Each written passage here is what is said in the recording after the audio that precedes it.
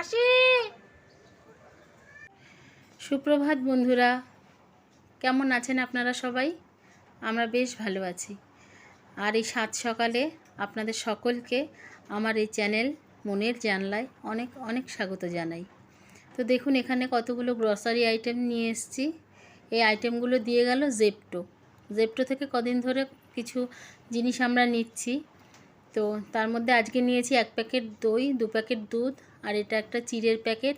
এই চিড়েটা না খুবই ভালো, মানে এই চিড়েটা সেদ্ধ চিড়ে করেও খাওয়া যায়, নুন মিষ্টি দিয়ে সেদ্ধ করে শরীর খারাপ হলে কারোর সেটাও খাওয়া যায়, আবার চিড়ের পোলাও করেও খাওয়া যায়। পোলাও করার জন্য যে শক্ত এক রকমের চিড়ের পোলাও করার জন্য যে একটু শক্ত চিড়ের দরকার হয়, সেরকম শক্ত চিড়ে এটা লাগে না। এটা দিয়ে করলে সেরকম শক্ত চিড়েটা লাগে না, এটাতেই করা যায়। আর এটা দিয়ে চিড়ের পোলাওটা করলে না, পোলাওটা ঘেটেও যায় না, বেশ সুন্দর ঝুরঝুরে থাকে।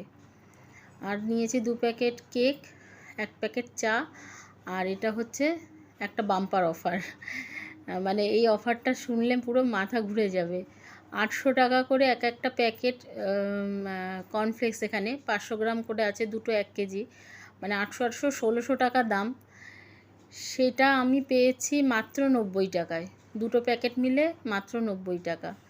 মানে আমি তো বুম্বাকে বলছিলাম এটা পুরো বাম্পার অফার হয়ে গেল, এরকম অফার রোজ রোজ পাওয়া যাবে না, তুমি তো আরও দুটো অর্ডার করে দিতে পারতে। তো কর্নফ্লেক্সটা বেশ ভালো, পরে খেয়ে দেখেছি, খুবই টেস্টি। আর শুধু কর্নফ্লেক্স নেই, এর মধ্যে আর একটা অন্য গ্রেনও মেশানো আছে। গ্রেনটা ঠিক কি বুঝতে পারিনি, কিন্তু অন্য একটা গ্রেন মেশানো আছে সেটা বুঝতে পেরেছি। তো জেপ্টো থেকে কিছুদিন ধরেই জিনিস আমরা নিচ্ছি। জেপ্টোর ডেলিভারি কিন্তু খুব ফাস্ট। হ্যালো, গুড মর্নিং, কেমন আছেন সবাই আপনারা? আমরা ভালোই আছি, কিন্তু আমার মেয়েটার একটু শরীরটা খারাপ, জানেনই আপনারা, কিছু আগের ভিডিওতে বলেছি ওর জ্বর এসেছিলো। তো জ্বরটা কমছে না, জ্বরটা বারবারই করে আসছে। আজকে সকালেও জ্বরটা এসছে, মানে মাঝরাত থেকেই শরীর খারাপ, ঘুমোতে পারছে না, বলছে মা কিছুতেই ঘুমোতে পারছি না, ঘুম আসছে না। তারপরে সকালবেলা উঠে জ্বর চেক করলাম, দেখলাম 101-এর কাছাকাছি জ্বর। তো ওষুধ দিলাম, ওষুধ দেওয়ার পরে জ্বরটা একটু কমেছে। তো এখন শরীরটা একটু ভালো আছে। ওর জ্যাঠার সাথে উপরে গেছে, জ্যাঠার ঘরে। আর মুম্বাই মাত্র বেরিয়ে গেল অফিসে, এখন ঘরে আমি আর বাবা একা। এবার কি জলখাবার খাবো নিজের জন্য, আর কিছু ইচ্ছে করছে না বানাতে। জেপ্টো থেকে এইমাত্র কিছু জিনিস দিয়ে গেল অর্ডার। জেপ্টোটা না খুব ভালো, মানে অর্ডার দেওয়ার 5-7 মিনিটের মধ্যে সত্যি সত্যি ওরা ডেলিভারিটা দিয়ে দেয়। জেপ্টো, ব্লিঙ্কিট দুটো থেকে অর্ডার করে দেখেছি। আর আমরা তো এর মধ্যে রাত একদিন 12টা 12:30টার সময় আইসক্রিম অর্ডার করেছি, সেটাও দিয়েছে। একদম অত রাতে অর্ডার করেছি বলে দেরি করেনি, তাড়াতাড়িই দিয়ে গেছে, 5 মিনিটের মধ্যেই দিয়ে গেছে। অনেক ভাবনা চিন্তা করে তারপরে ভাবলাম যে একটু ঝাল সুজি বানিয়ে খাই। অনেক দিন ঝাল সুজি বানানো হয় না। আর ঘরে কারি পাতাটা আছে, কারি পাতা এনেছিলাম রোববার। কারি পাতা সবসময় থাকে না, এক পাতা আর সর্ষে ফোড়ন দিয়ে করলে না খুব ভালো লাগে, টেস্টটা একদম ঠিক হয়। তো ভাবলাম কারি পাতা যখন আছে, কারি পাতা ফোড়ন দিয়ে, সর্ষে ফোড়ন দিয়ে একটু ঝাল সুজি করি। তো ঘরে অন্য কোনো সবজি কিছু ছিল না করার মতন, তো শুধু আলু আর পেঁয়াজ দিয়েই করেছি। দাও তো, আলু আর পেঁয়াজটা দাও তো।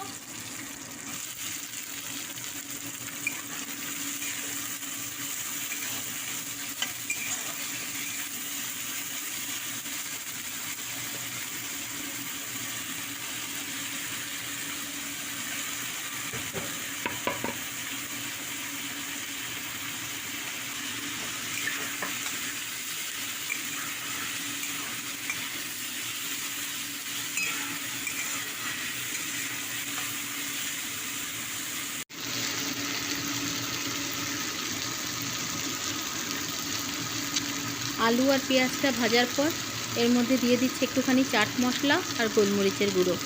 আর চাট মশলা দিলে তো মানে খাবারের টেস্ট একদম চেঞ্জই হয়ে যায়।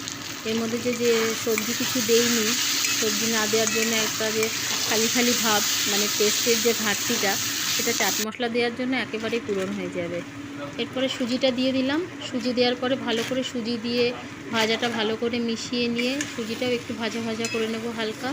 তারপরে এর মধ্যে দিয়ে দেবো সামান্য একটু নুন, একটু চিনি আর একটু সামান্য একটু ঘিটা পরে দেবো একদম শেষে নামানোর আগে। এটা দিয়ে নুন মিষ্টি আর সুজিটা দিয়ে ভালো করে নাড়াচাড়া করে ওপর থেকে জল ছিটিয়ে ছিটিয়ে এটাকে ভাজতে হবে। একবারে যদি বেশি করে জল দিয়ে তারপরে নাড়াচাড়া করা হয় তাহলে কাদা কাদা হয়ে যাবে। যেন ওপর থেকে জল ছিটিয়ে ছিটিয়ে এটাকে ভাজতে হবে, তাহলে বেশ ঝুরঝুরে হয়। ঝাল সুজি বানিয়ে নিলাম, এত সহজে ঝাল সুজি ছাড়া আর কিছু হলো না। নোনতা সুজি এখন খাবো আর একটু ইউটিউব দেখবো। আসছি আপাতত, টাটা। চল কোথায়? চান করতে। বাথরুমে। বাথরুমে না তো কি পুকুরে? চলো চলো আগে ঘরে মাথায় একটু তেল দিয়ে দিই।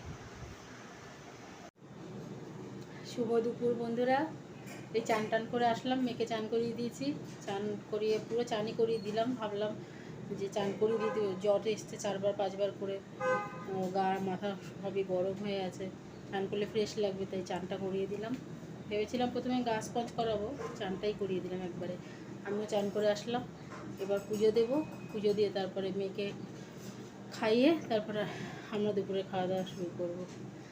তো এখনকার মতন ভিডিওটা রাখছি, পুজো দিয়ে তারপরে আবার আপনাদের সামনে আসবো। চান টান করে সোজা চলে এসেছি পুজো দিতে। পুজো দিয়ে তারপরে মেয়েকে খাওয়াবো। তো এখানে দেখুন, পুজোর এখানে আসলেই কি আর পুজো দেওয়া হয়ে যায়? কত কাজ থাকে ঠাকুরের, বাসন কোসন ধোয়া, জায়গাটা একটু পরিষ্কার করা। আর আগের দিন পুজো দিয়েছি, ঠাকুরের ফুলগুলো সরানো হয়নি, 2 দিন পুজো দিতে পারিনি সেই জন্য। তো এই পুজো দিতে বসেছি, তার মধ্যে মেয়ে এসে বলছে যে মা নাকি বলেছে ওকে 101 জ্বর এসছে। বুঝুন ঠেলা, কি করে এখন পুজো দেব? এই পুজো এখন মাঝপথে ছেড়ে উঠেও যেতে পারছি না। আর ও 101 জ্বর এসছে, ও মানে ঢুলে পড়ে যাচ্ছে, ওকেও না দেখে থাকতে পারছি না। আবার জ্বর এসছে, চান করে পুজো দিচ্ছি তখন এসে বলছে 101 জ্বর। ওর যে মা নাকি দেখে বলেছে 101 জ্বর উঠেছে। তো মেয়েকে নিয়ে এখন পড়েছি, জানি না কি হবে। এখন দেখি জ্বরটা দেখে ওকে ওষুধ দেবো, তারপরে যদি জ্বরটা কমে তাহলে খাওয়াবো। ভাল লাগছে না, এত চিন্তা হচ্ছে।